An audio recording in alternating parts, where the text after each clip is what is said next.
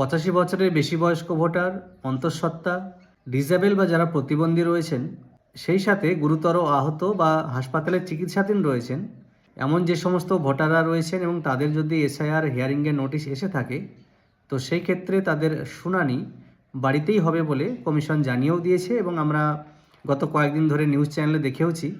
দায়িত্বে থাকা কমিশনের লোকজন সেই সমস্ত ভোটারদের বাড়িতে গিয়ে তাদের শুনানিটা করছেন। এটা কমিশনের তরফে খুবই গুরুত্বপূর্ণ একটা স্টেপ। তবে পাশাপাশি আর দু একটা জিনিস নিয়ে কমিশনের ভাবা উচিত ছিল বলে আমার মনে হয়। এটা সম্পূর্ণ আমার ব্যক্তিগত উপলব্ধি এবং আমি ঠিক বা ভুল দুই হতে পারি। আমার মনে হয়েছে 85-র ক্ষেত্রে যদি সেটা 60 থেকে বিবেচনা করা হতো, হয়তো জিনিসটা আরও ভালো হতো।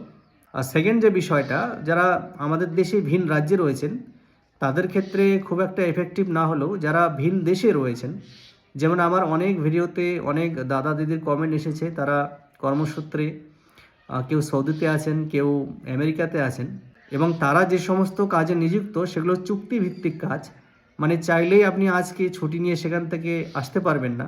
তো সেই সমস্ত ক্ষেত্রে কমিশনের উচিত ছিল তাদের সব কিছু ভেরিফাই করে তারা যে বাইরে থাকেন এবং এমন কাজের সঙ্গে যুক্ত যেখান থেকে সহজেই ছুটি নেওয়া বা আসা যায় না, তাদের পরিবারের কাউকে দিয়ে যদি হিয়ারিংটা করানো যেত তাহলে মনে হয় বিষয়টা আরেকটু সুবিধার হতো।